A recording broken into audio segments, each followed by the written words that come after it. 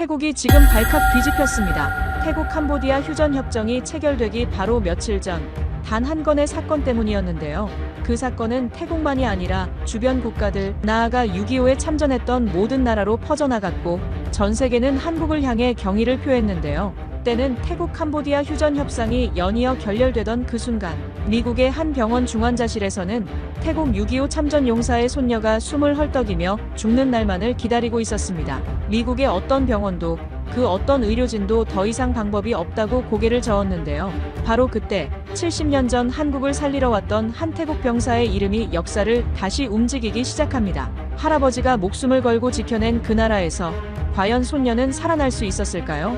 미국이 포기한 생명, 70년의 약속을 한국은 어떻게 지켜냈을까요? 지금부터 그 믿기 힘든 사연 속으로 들어가 보겠습니다. 그 전에 구독과 좋아요를 눌러서 이 영상이 더 널리 퍼진다면 통일조국으로 한 걸음 다가가게 됩니다. 또 우리 자유대한민국이 영원할 것이라 생각하신다면 대한민국 만세라고 댓글로 남겨주세요. 사연 바로 시작합니다. 저는 마크 톰슨, 46살의 미국인입니다.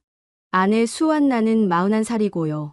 저희는 시애틀에서 평범하게 살았습니다. 제가 건축 설계를 하고 아내는 초등학교에서 아이들을 가르쳤어요. 그런데 2024년 가을 모든 게 멈췄습니다. 아내가 쓰러진 건 학교 운동장에서였어요. 아이들과 달리기를 하다가 그대로 고꾸라졌다고 했죠. 처음엔 빈혈이라고 생각했습니다. 하지만 병원 검사 결과는 달랐어요.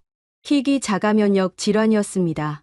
몸이 스스로를 공격하는 병이라고 했죠. 의사는 차트를 내려놓으며 말했습니다.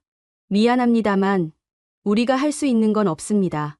시애틀 대학병원에서 시작해 로스앤젤레스, 뉴욕, 보스턴까지 다녔습니다. 유럽까지 갔어요. 런던과 추리히의 전문가들도 만났죠. 대답은 똑같았습니다. 치료법이 없다는 거였어요.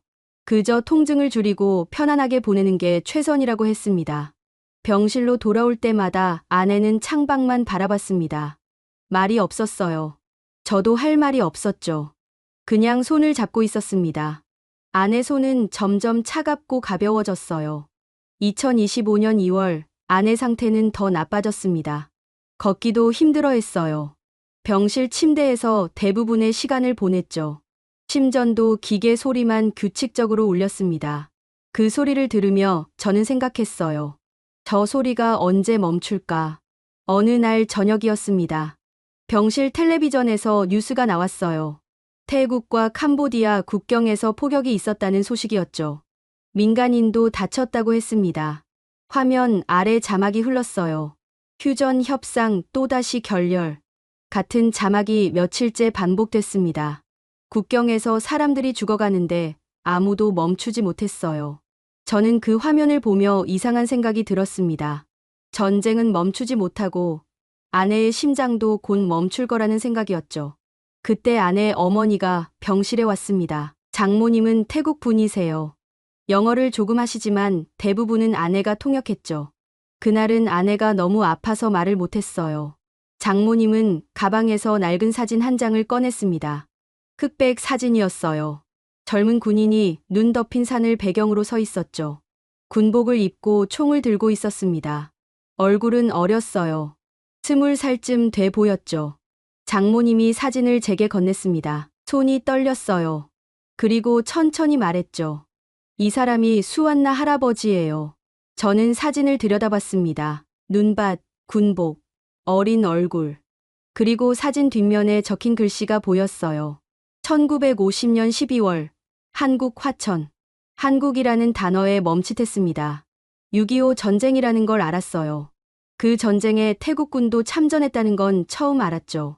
장모님이 다시 말했습니다. 저 사람은 한국이 가장 버려졌을 때 갔어요. 아무도 안 가려던 곳에 갔죠. 장모님 목소리가 떨렸습니다. 아내가 침대에서 눈을 떴어요. 어머니를 바라봤죠. 장모님이 아내 손을 잡았습니다. 내 할아버지는 그곳에서 사람을 살렸어. 한국 사람들을. 그러니까 지금 우리도 그곳으로 가야 해. 저는 이해하지 못했습니다. 한국으로 가라고요? 치료를 받으러요? 미국과 유럽의 최고 병원들이 다 포기했는데요. 하지만 장모님은 확신에 차 있었어요. 한국은 빚을 갚는 나라예요. 우리 아버지가 그들을 도왔으니까 이제 그들이 우리를 도울 거예요. 병실은 조용했습니다. 심전도 소리만 들렸어요. 텔레비전에선 여전히 전쟁 소식이 나왔죠. 포격, 협상 결렬, 민간인 사망. 아무것도 멈추지 않는 세상이었습니다. 아내가 제 손을 잡았어요. 힘이 없었죠. 그래도 꽉 쥐었습니다. 그리고 말했어요. 한국으로 가요. 저는 아내의 얼굴을 봤습니다. 눈물이 고여 있었어요. 하지만 포기한 눈빛은 아니었죠. 뭔가 붙잡으려는 눈빛이었습니다. 다음 날 저는 인터넷으로 한국 병원들을 찾아봤어요. 서울에 큰 병원들이 많았습니다. 삼성서울병원, 서울아산병원, 서울대학교병원. 이름만으로는 알 수 없었죠. 미국 병원들보다 나을까 확신이 없었어요. 그래도 비행기 표를 끊었습니다. 2월 말이었어요. 출발 전날 밤, 저는 침대 옆에 앉아 아내를 봤습니다. 숨소리가 약했어요. 산소 마스크를 쓰고 있었죠. 저는 생각했습니다. 우리는 치료를 받으러 가는 게 아닐지도 몰라. 어쩌면 빚을 지러 가는 건지도 모르지. 그때 텔레비전 화면이 바뀌었습니다. 태국 국경 지역 영상이었어요. 무너진 집, 울고 있는 아이들, 들것에 실린 사람들, 그리고 자막이 또 흘렀죠. 휴전 협상 재개 여부 불투명. 저는 리모컨을 들어 텔레비전을 껐습니다. 화면이 꺼지자 병실이 더 조용해졌어요. 심전도 소리만 남았죠. 삑, 삑, 삑. 아내가 눈을 떴습니다. 저를 봤어요. 그리고 나지막이 말했죠. 우리 갈 수 있을까요? 저는 고개를 끄덕였습니다. 거짓말인지 진심인지 저도 몰랐어요. 그냥 끄덕였죠. 갈 수 있어요. 우리 꼭 가요. 비행기는 13시간을 날았습니다. 시애틀에서 인천까지였어요. 아내는 휠체어에 앉아 있었죠. 산소통을 옆에 두고요. 승무원들이 계속 와서 상태를 확인했습니다. 괜찮으시냐고 물었어요. 아내는 고개만 끄덕였죠. 저는 창밖을 봤습니다. 구름만 보였어요. 끝없는 하얀 구름이었죠. 아무 생각도 안 들었습니다. 그냥 멍하니 앉아 있었어요. 장모님은 뒷좌석에 앉아 계셨습니다. 가끔 앞으로 몸을 기울여 아내 어깨를 쓰다듬었어요. 말은 없었죠. 그냥 손을 얹고 있었습니다. 비행 5시간쯤 지났을 때였어요. 아내가 가방을 뒤적였습니다. 뭔가를 꺼냈죠. 낡은 노트였어요. 가죽 표지가 달아 있었습니다. 아내가 그걸 펼쳤어요. 이게 뭐예요? 제가 물었죠. 아내가 대답했습니다. 할아버지 일기예요. 어머니가 가져오셨어요. 일기라고 했지만 정확히는 전쟁 기록이었습니다. 날짜와 장소, 그리고 짧은 문장들이 적혀 있었어요. 태국어로 쓰여 있었죠. 아내가 천천히 읽기 시작했습니다. 영어로 번역하면서요. 1950년 10월 21일. 방콕, 출발. 배에 탔다. 바다가 거칠다. 많은 사람이 토했다. 나도 토했다. 아내 목소리가 떨렸어요. 계속 읽었습니다. 11월 5일. 부산 도착. 처음 본 한국. 추웠다. 모든 게 부서져 있었다. 사람들 얼굴이 무너져 있었다. 저는 가만히 들었습니다. 아내가 페이지를 넘겼어요. 11월 15일. 춘천으로 이동. 밤에 포격 소리가 들렸다. 잠을 잘 수 없었다. 옆 사람이 떨고 있었다. 나도 떨었다. 11월 23일. 첫 전투. 총소리가 귀를 찢었다. 옆에 있던 한국군 병사가 쓰러졌다. 나는 그를 업었다. 무거웠다. 참호까지 뛰었다. 그는 살았다. 아내가 멈췄습니다. 숨을 고르고 있었어요. 저는 물었죠. 괜찮아요? 아내가 고개를 끄덕였습니다. 다시 읽었어요. 12월 9일. 화천. 눈이 내렸다. 발이 얼었다. 밥을 먹을 수 없었다. 너무 추워서 입이 안 벌어졌다. 한국군 병사가 내 손을 불어줬다. 따뜻했다. 12월 15일. 후퇴 명령. 모두 뛰었다. 한 한국군 병사가 뒤처졌다. 돌아가서 그를 끌고 왔다. 그는 울고 있었다. 나도 울었다. 아내 목소리가 점점 작아졌습니다. 눈물이 떨어졌어요. 노트 위에 똑똑 떨어졌죠. 저는 아내 손을 잡았습니다. 아내가 고개를 들었어요. 저를 봤죠. 할아버지는 21살이었대요. 그때 저는 아무 말도 못했습니다. 21살. 제 조카뻘 나이였어요. 그 나이에 낯선 나라 전쟁터에 갔다는 게 믿기지 않았죠. 아내가 다시 노트를 펼쳤습니다. 마지막 페이지였어요. 1953년 7월이라고 적혀 있었죠. 휴전 직후였습니다. 7월 30일. 부산으로 복귀. 배에 오른다. 한국을 떠난다. 돌아보니 항구에 사람들이 서 있었다. 손을 흔들고 있었다. 나도 손을 흔들었다. 아내가 숨을 들이켰어요. 마지막 문장을 읽었습니다. 한국은 다시 일어날 것이다. 나는 안다. 언젠가 그들은 우리를 다시 부를 것이다. 그때 나는 갈 것이다. 노트를 덮었습니다. 아내가 울고 있었어요. 소리 없이 울었죠. 어깨가 떨렸습니다. 저는 아내를 안았어요. 아내가 제 가슴에 얼굴을 묻었죠. 만약 내가 살아난다면 그건 한국이 우리 가족을 부른 거겠죠? 아내가 중얼거렸습니다. 저는 대답하지 못했어요. 그냥 아내를 안고 있었죠. 장모님이 뒷좌석에서 일어나 우리 옆에 왔습니다. 아내 머리를 쓰다듬었어요. 그리고 말했죠. 내 할아버지는 약속을 지키는 사람이었어. 그가 한국에 갔던 건 약속 때문이야. 이제 한국이 그 약속을 지킬 차례야. 비행기는 계속 날았습니다. 시간이 얼마나 지났는지 모르겠어요. 그냥 앉아 있었죠. 아내는 제 어깨에 기댄 채 잠들었습니다. 숨소리가 가늘었어요. 저는 창밖을 봤습니다. 구름이 걷히고 있었어요. 아래로 바다가 보였죠. 파란 바다였습니다. 그 바다 위를 75년 전에 한 태국 청년이 지나갔을 거예요. 배를 타고요. 전쟁터로 가면서요. 착륙 안내 방송이 나왔습니다. 안전벨트를 매라고 했어요. 저는 아내를 깨웠죠. 아내가 눈을 떴습니다. 창밖을 봤어요. 도착했어요? 아내가 물었죠. 저는 고개를 끄덕였습니다. 네, 도착했어요. 한국이에요. 비행기가 내려앉았습니다. 바퀴가 활주로에 닿는 소리가 들렸어요. 덜컹거렸죠. 그리고 멈췄습니다. 인천공항은 넓었어요. 사람이 많았죠. 저는 휠체어를 밀었습니다. 아내가 앉아 있었어요. 산소통을 무릎에 올려놓고요. 장모님이 옆에서 걸었죠. 입국장을 지나 밖으로 나왔습니다. 3월 초였어요. 바람이 차가웠죠. 아내가 몸을 떨었습니다. 저는 재킷을 벗어 아내 어깨에 걸쳐줬어요. 택시를 탔습니다. 기사님한테 서울 아산병원으로 가달라고 했죠. 기사님이 고개를 끄덕이고 출발했어요. 차는 고속도로를 달렸습니다. 양쪽으로 건물들이 지나갔어요. 높은 건물들이었죠. 불빛이 많았습니다. 아내가 창밖을 봤어요. 말없이 봤죠. 저도 창밖을 봤습니다. 이게 75년 전 그 나라라는 게 믿기지 않았어요. 모든 게 부서져 있었다는 그 나라요. 지금은 이렇게 환하고 높았습니다. 1시간쯤 달렸을까요?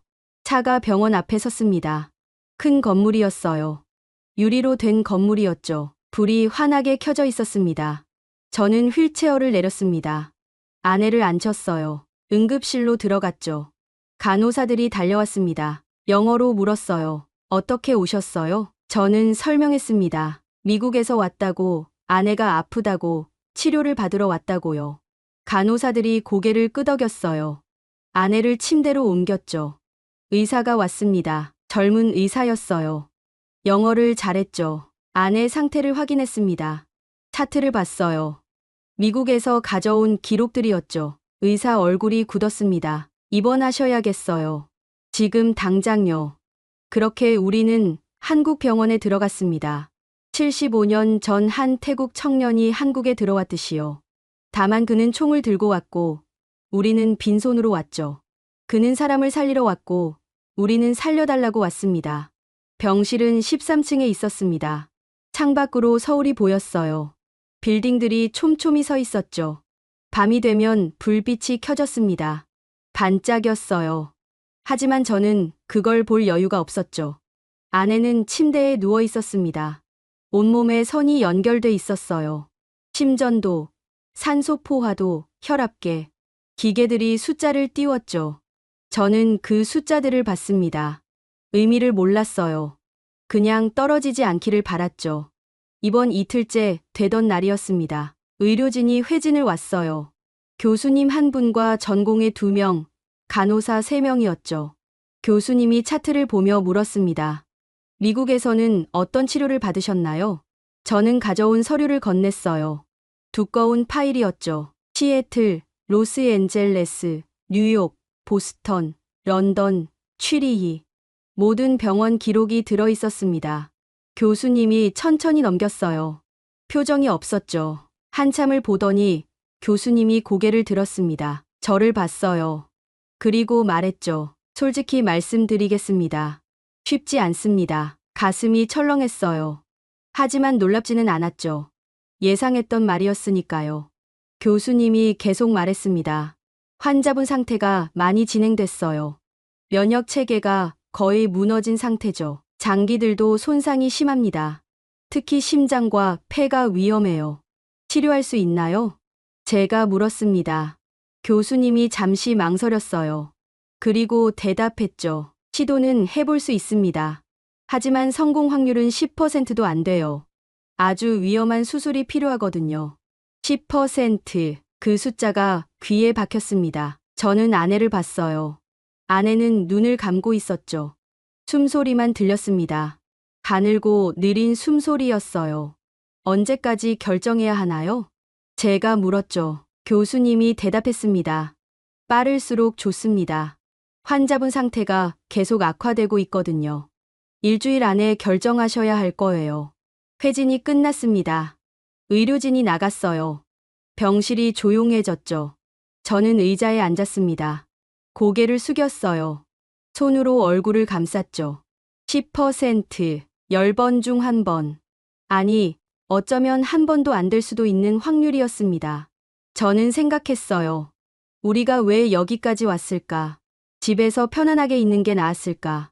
그때 아내가 말했습니다. 당신 생각 들려요. 저는 고개를 들었어요.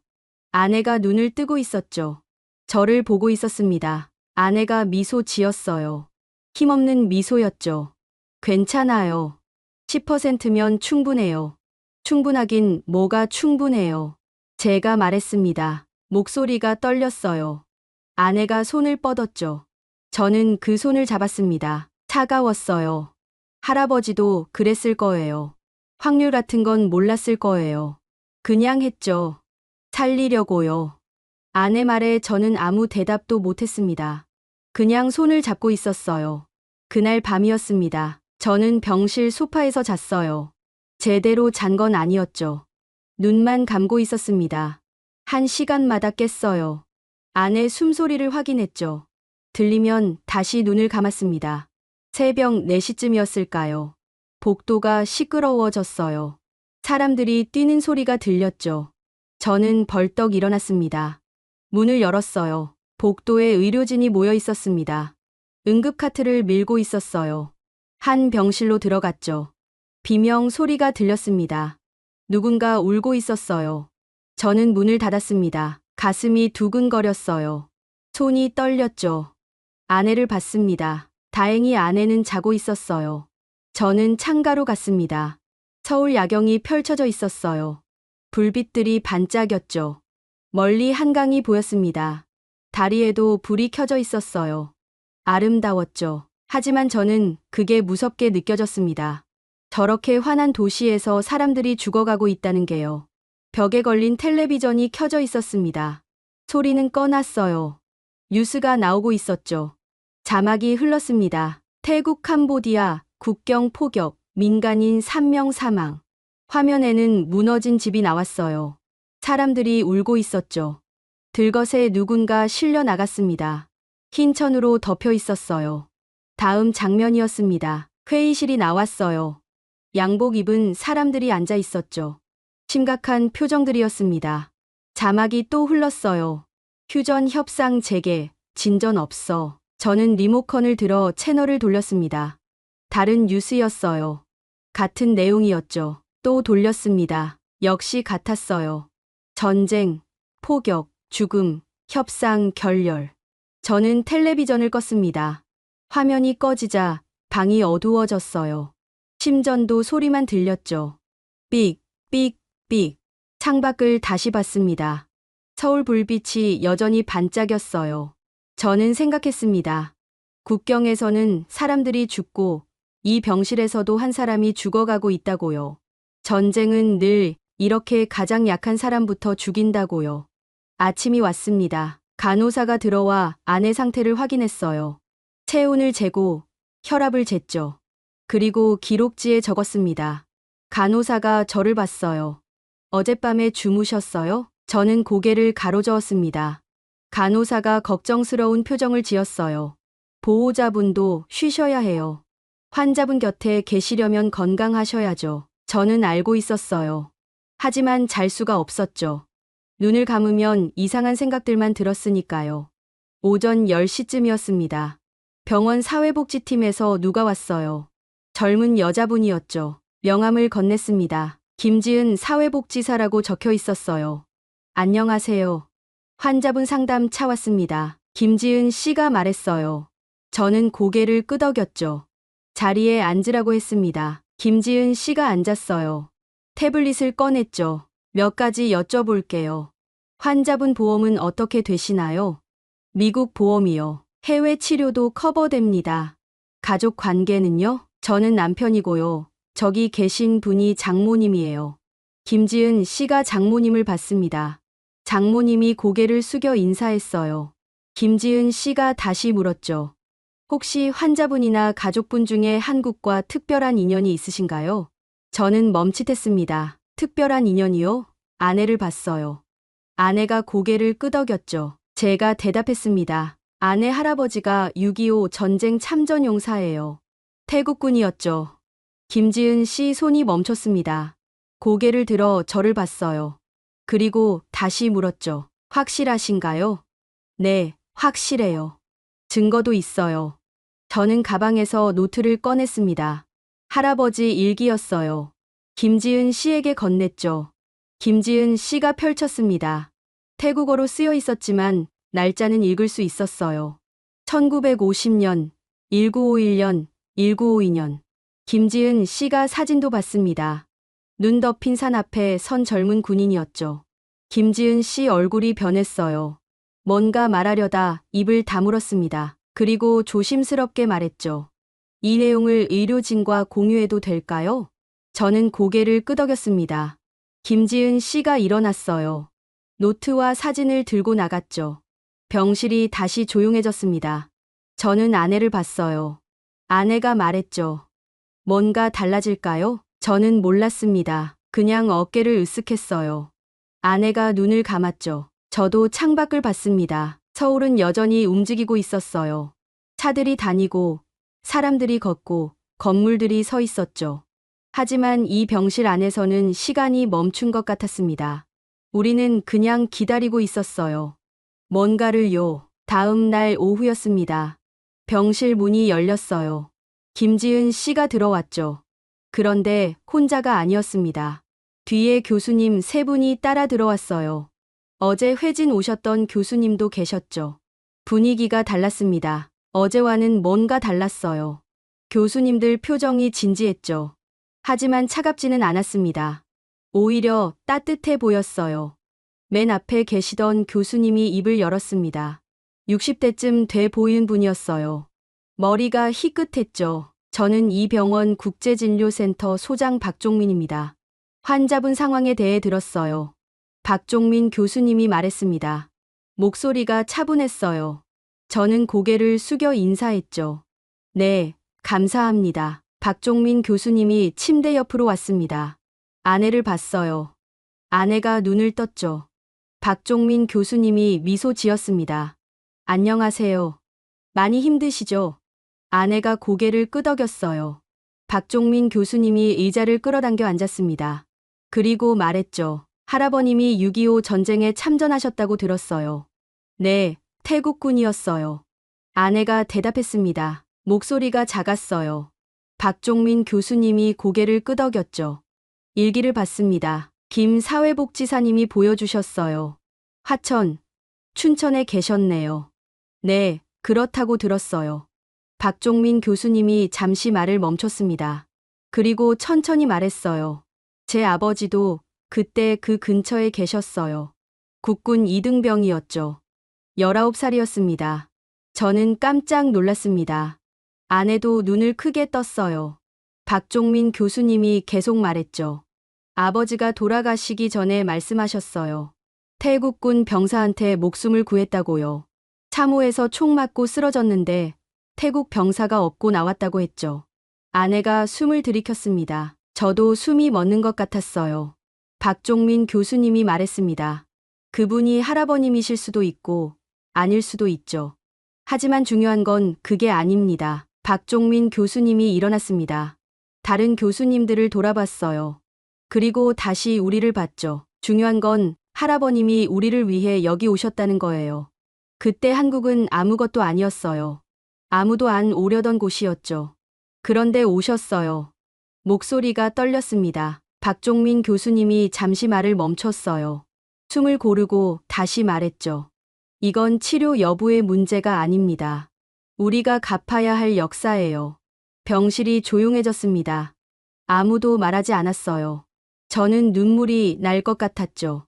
참았습니다. 아내는 이미 울고 있었어요. 다른 교수님이 앞으로 나왔습니다. 40대쯤 돼 보이는 여자 교수님이었어요. 저는 심장내과 최은영 교수입니다. 환자분 수술을 제가 맡겠어요. 최은영 교수님이 말했습니다. 단호한 목소리였어요. 그리고 세 번째 교수님이 말했죠. 저는 흉부외과 김태훈입니다. 수술팀 구성하겠습니다. 저는 믿을 수가 없었어요. 어제만 해도 10%도 안 된다고 했는데요. 포기하는 분위기였는데요. 그런데 지금은 달랐습니다. 하지만 위험하다고 하셨잖아요. 제가 말했죠. 박종민 교수님이 고개를 끄덕였습니다. 맞아요. 여전히 위험해요. 확률도 낮죠. 하지만 우리는 할 겁니다. 왜요? 제가 물었습니다. 박종민 교수님이 미소 지었어요. 슬픈 미소였죠. 75년 전에도 확률은 낮았어요. 우리가 이길 확률은 거의 없었죠. 그런데 누군가 왔어요. 태국에서, 터키에서, 에티오피아에서, 콜롬비아에서 확률 따지지 않고 왔죠. 박종민 교수님이 아내를 봤습니다. 이제 우리 차례예요. 확률 따지지 않고 할 차례죠. 저는 고개를 숙였습니다. 눈물이 떨어졌어요. 처음이었죠. 한국에 온 뒤로 처음 울었습니다. 아내가 제 손을 잡았어요. 힘껏 쥐었죠. 교수님들이 나갔습니다. 김지은 씨만 남았어요. 김지은 씨가 조용히 말했죠. 수술 준비 들어갑니다. 일주일 정도 걸릴 거예요. 그동안 환자분 상태 안정시키고 팀 꾸리고 계획 세울 거예요. 감사합니다. 제가 말했어요. 김지은 씨가 고개를 끄덕이고 나갔습니다. 병실에 우리 셋만 남았어요. 저와 아내와 장모님이었죠. 아무도 말하지 않았습니다. 그냥 앉아 있었어요. 한참 뒤에 장모님이 입을 열었습니다.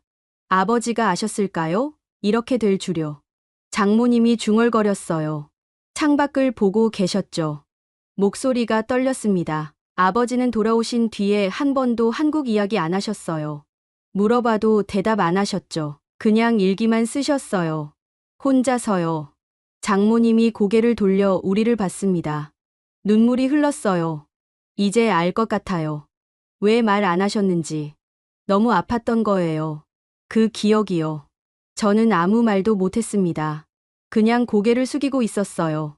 그날 저녁이었습니다. 복도를 걷고 있는데 박종민 교수님을 마주쳤어요. 교수님이 먼저 말을 걸었죠. 산책하세요. 네, 좀 답답해서요. 박종민 교수님이 함께 걸었습니다. 한참을 말없이 걷다가 교수님이 말했어요. 아까 말 못한 게 있어요. 네, 우리 병원에 6.25 참전용사 후손 지원 프로그램이 있어요. 치료비 일부를 병원에서 부담하죠. 저는 놀랐습니다. 그런 게 있는 줄 몰랐어요. 정말요? 네, 몇 년 전에 만들었어요. 참전 용사분들이 점점 돌아가시잖아요. 그래서 후손들이라도 돕자고 했죠. 박종민 교수님이 멈춰 섰습니다. 창밖을 봤어요. 서울 야경이었죠. 이 도시가 여기까지 온 건 기적이에요. 하지만 공짜 기적은 없죠. 누군가 피를 흘렸어요. 교수님이 저를 봤습니다. 환자분 할아버님도 피를 흘리셨어요. 이제 우리가 갚을 차례죠. 저는 고개를 숙였습니다. 감사하다는 말밖에 할 수 없었어요. 병실로 돌아왔습니다. 아내는 자고 있었어요. 장모님도 소파에서 주무시고 계셨죠. 저는 의자에 앉았습니다. 텔레비전을 켰어요. 뉴스가 나왔죠. 또 태국 국경 이야기였습니다. 폭격이 계속되고 있다고 했어요.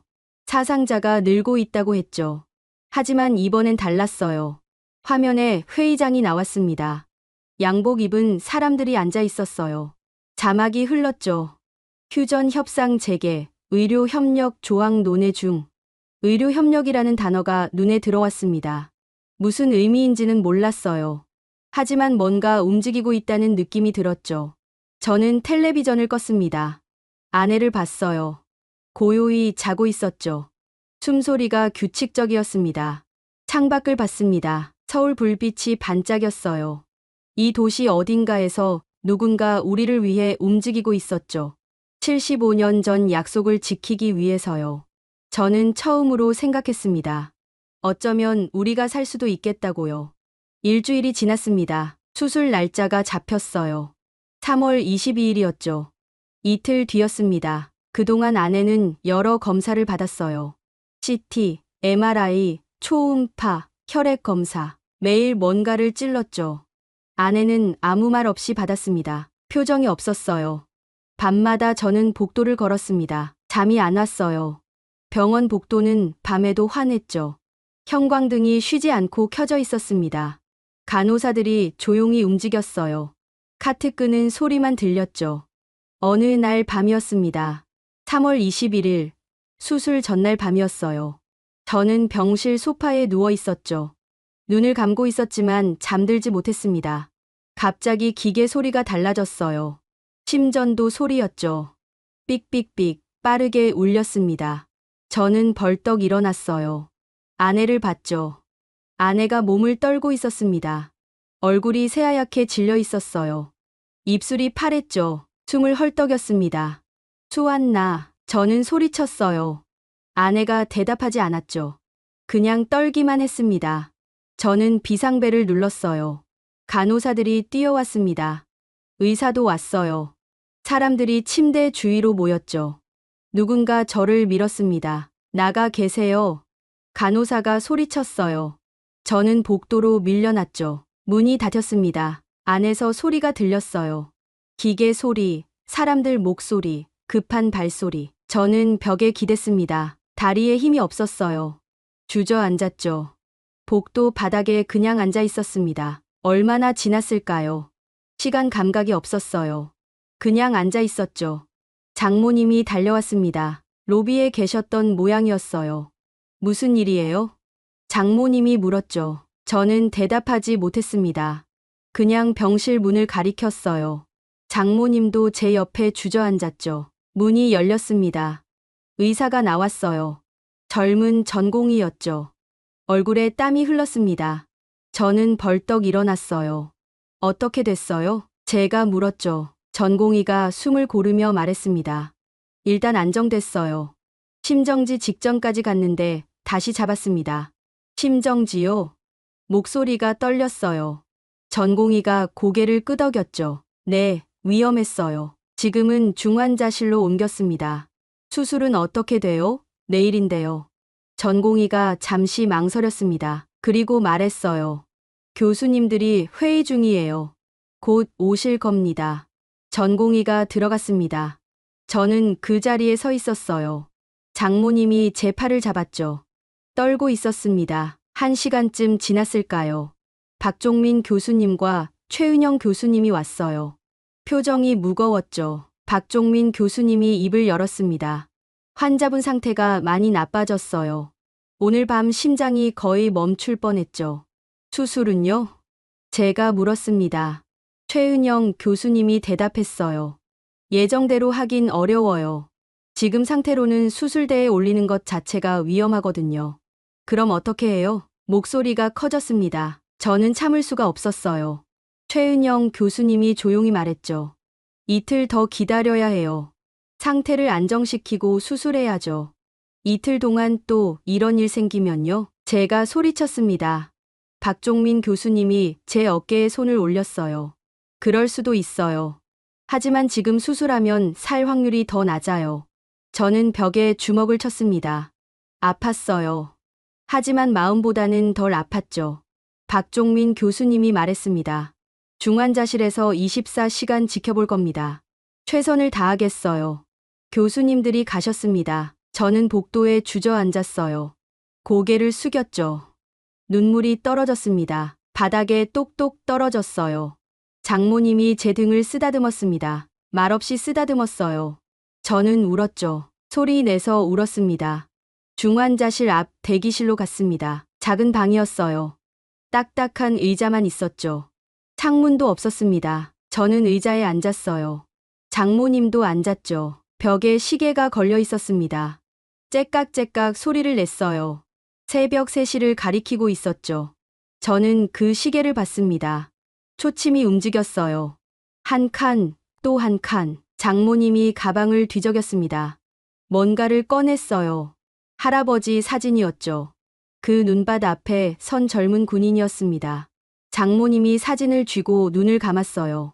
입술이 움직였죠. 기도하고 있었습니다. 저는 대기실을 나왔습니다. 복도를 걸었어요. 중환자실 문 앞까지 갔죠. 유리문이었습니다. 안이 보였어요. 침대들이 줄지어 있었습니다. 환자들이 누워 있었어요. 온몸에 선이 연결돼 있었죠. 기계들이 숫자를 띄웠습니다. 의료진이 조용히 움직였어요. 저는 아내를 찾았습니다. 보였어요. 맨 안쪽 침대였죠. 아내가 누워 있었습니다. 얼굴이 보이지 않았어요. 기계에 가려져 있었죠. 한 간호사가 다가왔습니다. 저를 봤어요. 보호자분이세요? 네, 지금은 면회 안 돼요. 아침 8시에 10분만 가능합니다. 그냥 볼 수만 있으면 돼요. 제가 말했죠. 간호사가 고개를 저었습니다. 죄송해요. 규칙이에요. 저는 돌아섰습니다. 대기실로 갔어요. 장모님은 여전히 눈을 감고 있었죠. 저도 의자에 앉았습니다. 주머니에서 휴대폰을 꺼냈어요. 뉴스를 봤죠.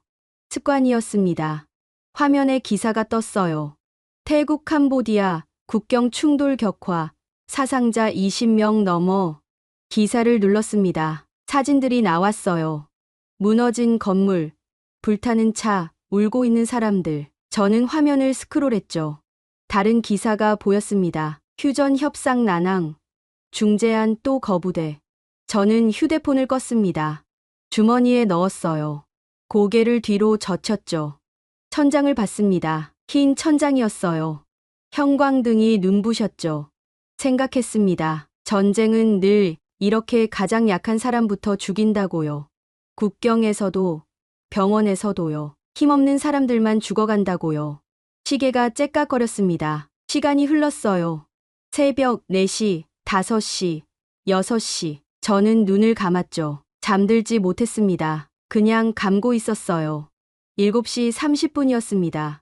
저는 일어났어요. 중환자실로 갔죠. 간호사가 나왔습니다. 아까 그 간호사였어요. 8시부터예요. 알아요. 그냥 문 앞에 있을게요. 간호사가 한숨을 쉬었습니다. 그리고 안으로 들어갔어요. 8시가 됐습니다. 문이 열렸어요. 간호사가 저를 불렀죠. 들어오세요. 10분이에요. 저는 안으로 들어갔습니다. 아내 침대로 갔어요. 가까이 다가갔죠. 아내가 누워 있었습니다. 눈을 감고 있었어요. 얼굴이 창백했죠. 입에는 호흡기가 물려 있었습니다. 가슴이 오르내렸어요. 기계가 숨을 쉬게 하고 있었죠.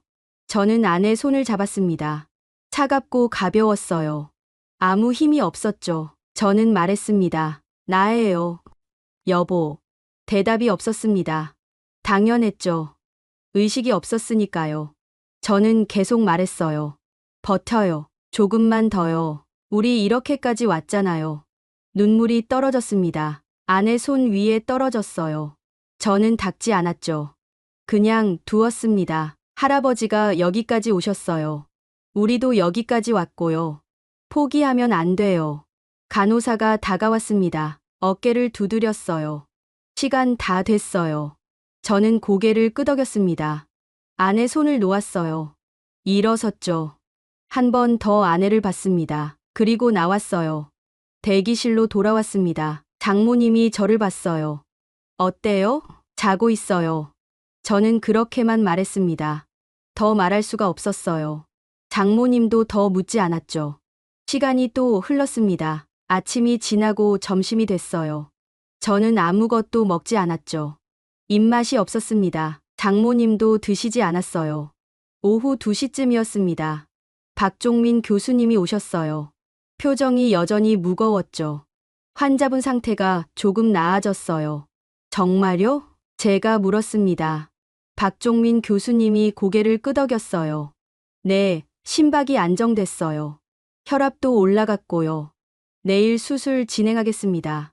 저는 안도했습니다. 하지만 완전히 안도할 수는 없었어요. 아직 수술이 남아 있었으니까요. 박종민 교수님이 말했습니다. 내일 아침 8시에 시작해요. 오래 걸릴 겁니다. 6시간에서 8시간쯤요. 네, 알겠습니다. 박종민 교수님이 가셨습니다. 저는 의자에 앉았어요.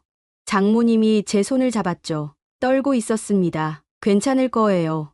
장모님이 말했어요. 저를 보며 말했죠. 괜찮을 거예요. 아버지가 지켜주실 거예요. 저는 고개를 끄덕였습니다. 믿고 싶었어요. 정말로요. 그날 밤도 저는 잠들지 못했습니다.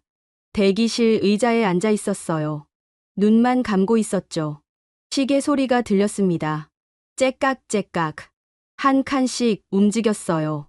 내일이 오고 있었습니다. 우리 삶이 결정될 날이요. 저는 중환자실 앞에 서 있었습니다. 시간은 7시 30분이었어요. 최은영 교수님이 오셨습니다. 수술복을 입고 계셨어요. 뒤에 의료진 5명이 따라왔죠. 모두 수술복 차림이었습니다. 준비됐어요. 최은영 교수님이 말했어요. 저는 고개를 끄덕였죠. 최은영 교수님이 제 어깨를 두드렸습니다. 오래 걸려요. 기다리셔야 해요. 네, 알아요. 의료진이 중환자실로 들어갔습니다. 문이 닫혔어요. 저는 그 자리에 서 있었죠. 장모님이 옆에 왔습니다. 제 팔을 잡았어요. 기도해요. 장모님이 말했습니다. 저는 고개를 끄덕였어요. 하지만 뭘 어떻게 기도해야 할지 몰랐죠. 그냥 마음속으로 빌었습니다. 살려달라고요. 30분쯤 지났습니다. 문이 열렸어요. 침대가 나왔죠. 아내가 누워 있었습니다. 기계들이 침대에 연결돼 있었어요. 의료진이 침대를 밀었습니다. 저는 달려갔어요. 침대 옆으로요. 아내를 봤죠. 눈을 감고 있었습니다. 마취된 상태였어요. 여보, 제가 불렀습니다. 대답은 없었죠. 당연했어요. 저는 아내 손을 잡았습니다. 잠깐이었어요. 의료진이 침대를 계속 밀었거든요. 손이 떨어졌죠.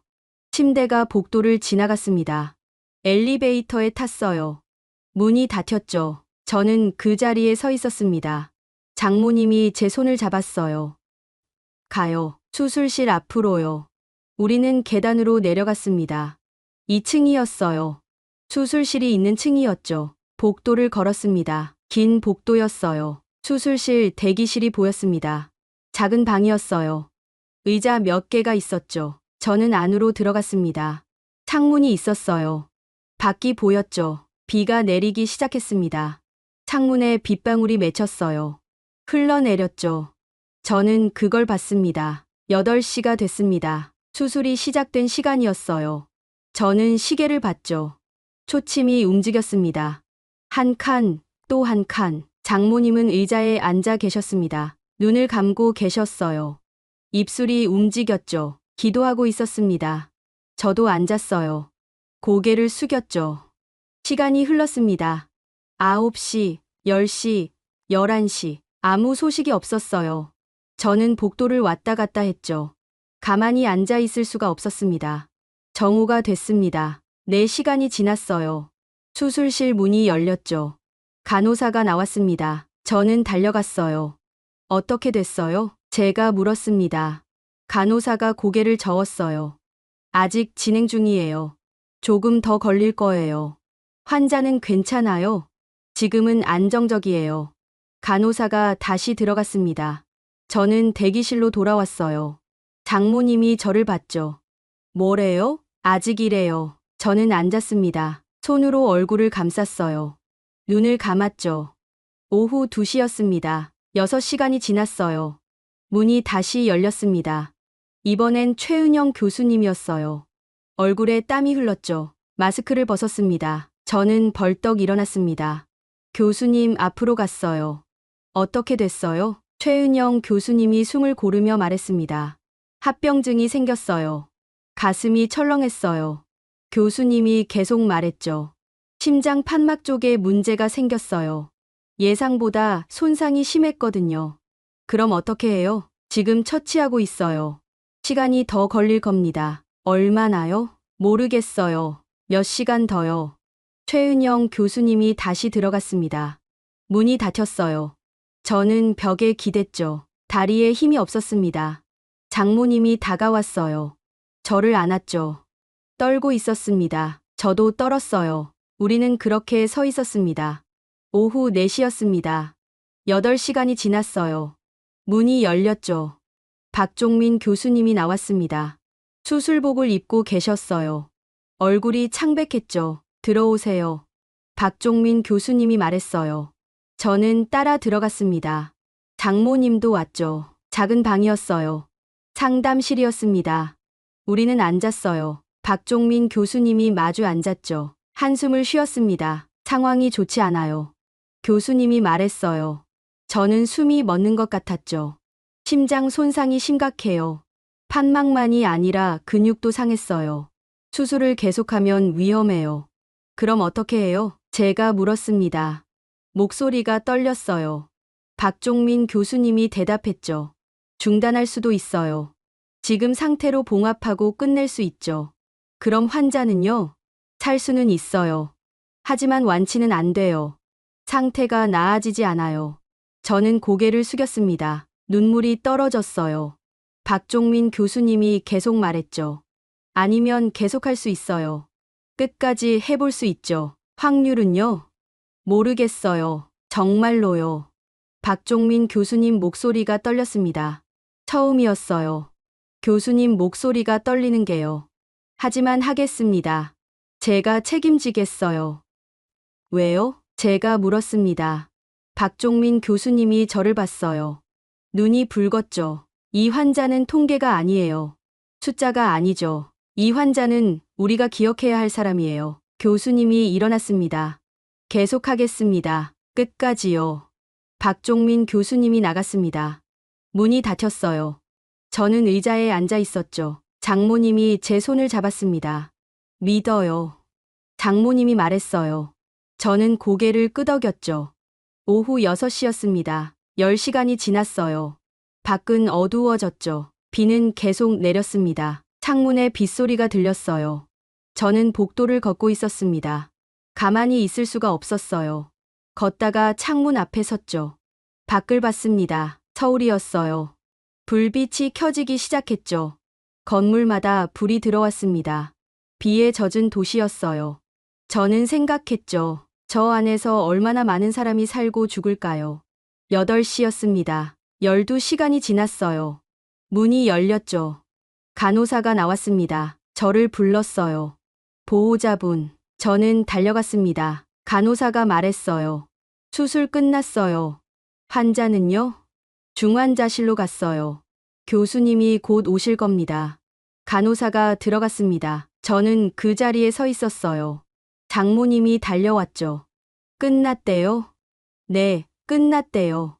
우리는 기다렸습니다. 10분쯤 지났을까요? 박종민 교수님과 최은영 교수님이 나왔어요. 수술복이 땀에 젖어 있었죠. 마스크를 벗었습니다. 저는 다가갔어요. 교수님들을 봤죠. 교수님들이 미소 지었습니다. 힘없는 미소였어요. 하지만 미소였죠. 성공했어요. 최은영 교수님이 말했습니다. 저는 무릎이 꺾였어요. 바닥에 주저앉았죠. 장모님도 주저앉았습니다. 우리는 울었어요. 소리 내서 울었죠. 박종민 교수님이 제 어깨를 두드렸습니다. 아직 안심하긴 일러요. 48시간이 고비예요. 그동안 합병증이 안 생겨야 해요. 네, 알겠습니다. 저는 고개를 끄덕였습니다.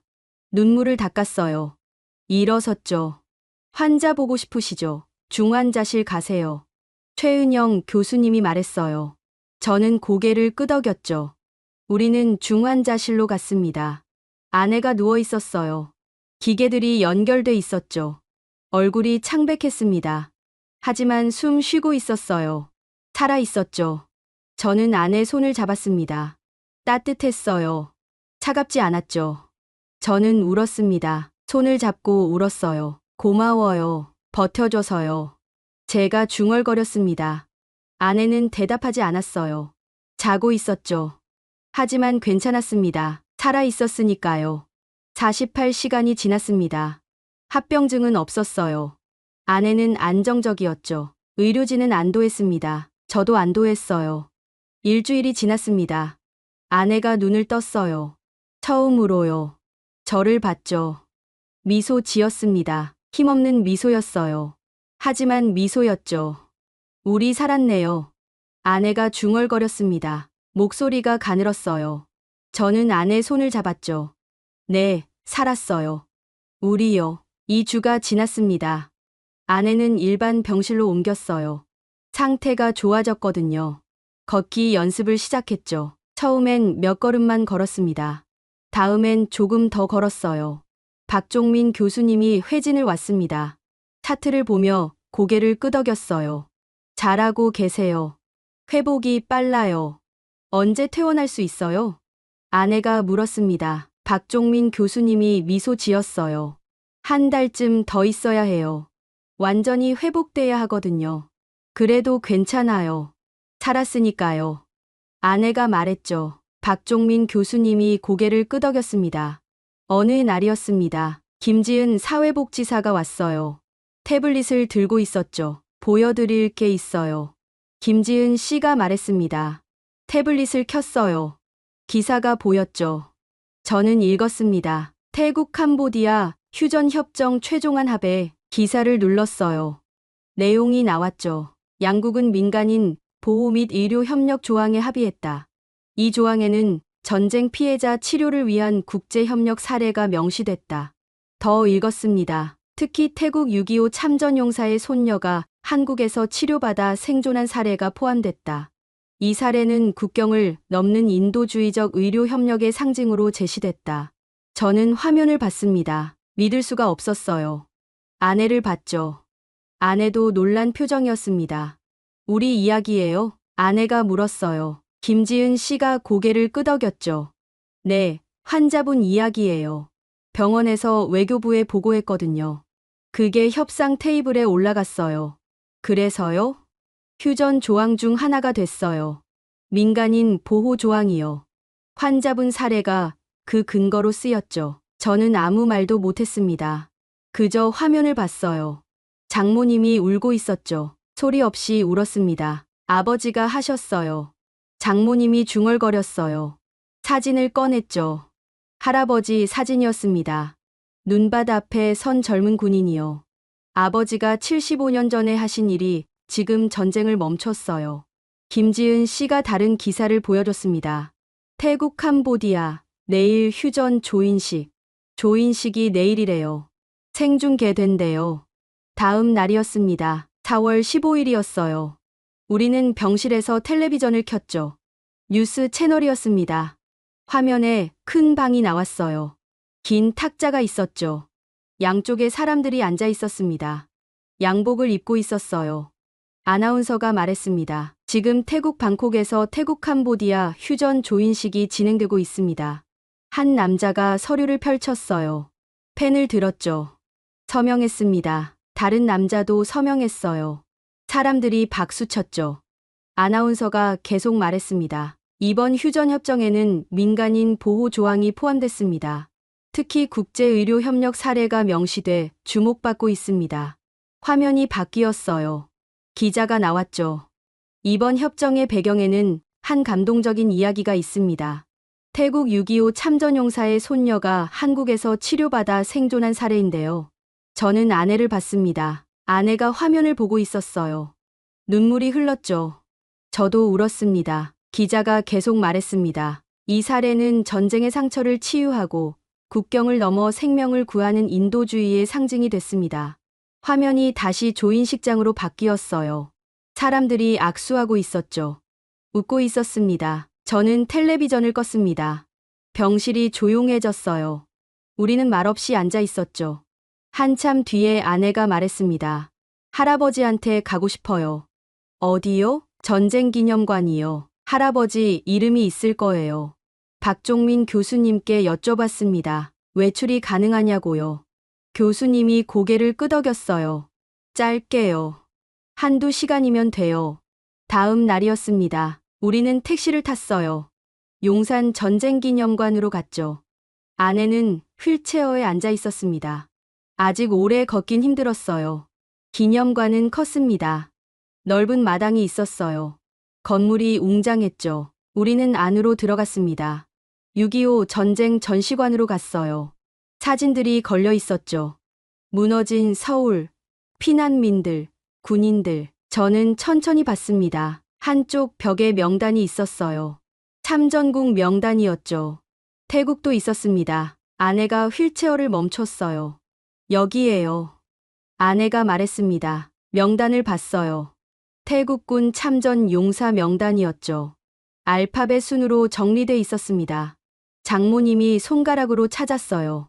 할아버지 이름을 찾았죠. 있었습니다. 장모님이 그 이름을 만졌습니다. 손으로 따라 썼어요. 울고 있었죠. 아내도 울었습니다. 저도 울었어요. 우리는 그 앞에 서서 울었죠. 한참 뒤에 아내가 말했습니다. 할아버지, 우리 왔어요. 빚 갚으러 왔어요. 아내 목소리가 떨렸어요. 계속 말했죠. 아니에요. 빚 갚으러 온 게 아니에요. 약속 지키러 왔어요. 할아버지 약속이요. 저는 아내 어깨를 안았습니다. 장모님도 아내를 안았어요. 우리는 그렇게 서 있었죠. 밖으로 나왔습니다. 햇살이 따뜻했어요. 바람이 불었죠. 아내가 하늘을 봤습니다. 이제 괜찮을 거예요. 모든 게요. 아내가 말했어요. 저는 고개를 끄덕였죠. 네, 괜찮을 거예요. 우리는 병원으로 돌아왔습니다. 아내는 피곤해했어요. 침대에 누웠죠. 금방 잠들었습니다. 저는 창가에 앉았어요. 서울을 봤죠. 환한 도시였습니다. 저는 생각했어요. 75년 전 한 태국 청년이 이 도시에 왔다고요. 아무것도 없던 이 도시에요. 그리고 사람을 살렸다고요. 오늘 이 도시가 그 손녀를 살렸다고요. 그리고 그 생명 하나가 전쟁 하나를 멈췄다고요. 이게 동맹이고 이게 형제라고요. 2달이 지났습니다. 5월이었어요. 서울에는 봄이 왔죠. 꽃이 피었습니다. 거리에 사람들이 많았어요. 아내는 퇴원했습니다. 건강해졌어요. 혼자 걸을 수 있었죠. 천천히 걸었지만 걸었습니다. 우리는 한강에 갔어요. 벤치에 앉았죠. 강물이 흘렀습니다. 햇살이 반짝였어요. 여기 살까요? 아내가 말했습니다. 저를 봤어요. 미소 지었죠. 뭐라고요? 한국에 살까요? 우리요. 저는 놀랐습니다. 생각해 본 적 없었거든요. 하지만 나쁘지 않았어요. 좋아요. 여기서 살아요. 우리는 웃었습니다. 강물을 봤어요. 자전거 타는 사람들이 지나갔죠. 아이들이 뛰어놀았습니다. 다음 주였습니다. 박종민 교수님이 연락했어요. 만나고 싶다고 했죠. 우리는 병원으로 갔습니다. 교수님 연구실이었어요. 책이 많았죠. 교수님이 우리를 앉혔습니다. 좋은 소식이 있어요. 박종민 교수님이 말했어요. 서류를 꺼냈죠. 환자분 사례가 논문으로 발표돼요. 국제학회에서요. 논문이요? 네, 희귀 질환 치료 사례로요. 그리고 인도주의적 의료의 사례로도요. 저는 서류를 받았습니다. 영어로 쓰여 있었어요. 읽을 수 없었죠. 하지만 제목은 보였습니다. 전쟁에서 치유로. 인도주의 의료의 사례. 할아버님 이야기도 들어가요. 6.25 전쟁 참전 이야기요. 그리고 손녀분이 한국에서 치료받은 이야기죠. 박종민 교수님이 말했습니다. 이 논문은 많은 사람이 읽을 거예요. 의사들이요. 그리고 기억할 거예요. 저는 고개를 숙였습니다. 눈물이 났어요. 아내가 제 손을 잡았죠. 감사합니다. 아내가 말했어요. 박종민 교수님이 미소 지었습니다. 제가 감사해요. 우리 모두요. 우리는 병원을 나왔습니다. 밖은 화창했어요. 바람이 시원했죠. 어디 갈까요? 제가 물었습니다. 아내가 대답했어요. 전쟁 기념관이요. 다시 가고 싶어요. 우리는 택시를 탔습니다. 용산으로 갔어요. 기념관 앞에 섰죠. 이번엔 아내가 걸었습니다. 휠체어 없이요. 천천히 걸었어요. 장모님이 옆에서 걸었죠. 저도 함께 걸었습니다. 전시관으로 갔어요. 명단이 있는 벽으로요. 할아버지 이름 앞에 섰습니다. 아내가 그 이름을 봤어요. 손으로 만졌죠. 미소 지었습니다. 다녀왔어요. 할아버지. 빚 갚고 왔어요. 아내가 중얼거렸습니다. 장모님이 고개를 끄덕였어요. 아니야. 빚을 갚은 게 아니야. 장모님이 말했죠. 아내를 봤습니다. 약속을 지킨 거야. 할아버지 약속이요. 한국이 우리를 부를 거라는 약속이요. 저는 그 말을 들었습니다. 맞았어요. 빚이 아니었죠. 약속이었습니다. 75년 전에 한 약속이요. 한국은 다시 일어날 것이다. 그리고 우리를 다시 부를 것이다. 그 약속이 지켜진 거였어요. 우리는 오래 서 있었습니다. 그 이름 앞에서요. 다른 관람객들이 지나갔어요. 우리는 움직이지 않았죠. 해가 기울었습니다. 저녁이 됐어요. 우리는 나왔습니다. 마당에 섰어요. 서울이 보였죠. 건물들이 빛났습니다. 저녁 노을이 하늘을 물들였어요. 아름답죠? 아내가 말했습니다. 저는 고개를 끄덕였어요. 네, 아름다워요. 우리는 그 풍경을 봤습니다. 한참 동안요. 집으로 돌아왔습니다. 우리는 서울의 작은 집을 얻었어요. 한강이 보이는 집이었죠. 창문을 열면 강물 소리가 들렸습니다. 저는 노트북을 열었어요. 글을 쓰기 시작했죠. 우리 이야기를요. 75년 전 한 태국 청년이 한국을 살리러 왔습니다. 총을 들고요. 눈 덮인 산에서 싸웠어요. 사람을 구했죠. 오늘 한국은 그 손녀를 살렸습니다. 메스를 들고요. 하얀 수술실에서 싸웠어요. 생명을 구했죠. 그리고 그 생명 하나가 전쟁 하나를 멈췄습니다. 이것이 동맹이고 이것이 형제입니다. 저는 글을 썼습니다. 밤새 썼어요. 아내가 자는 동안 썼죠. 아침이 왔습니다. 해가 떠올랐어요. 한강에 햇살이 반짝였죠. 아내가 일어났습니다. 제 옆으로 왔어요. 화면을 봤죠. 쓰고 있었어요? 네, 우리 이야기요. 누가 읽을 건데요? 아내가 물었습니다. 저는 미소 지었어요. 모르겠어요. 하지만 누군가는 읽겠죠. 그리고 기억할 거예요. 아내가 제 어깨에 머리를 기댔습니다. 함께 화면을 봤어요. 잘 썼어요? 모르겠어요. 하지만 진심은 담았어요.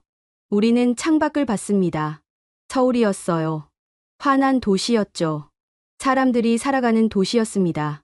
75년 전엔 잿더미였던 도시요. 지금은 이렇게 높고 환했어요. 그리고 이 도시 어딘가에서 누군가 또 살아나고 있을 거예요. 누군가의 손길로요. 이게 한국이었습니다. 받은 것을 잊지 않고 줄 수 있을 때 주는 나라요. 저는 글을 저장했습니다.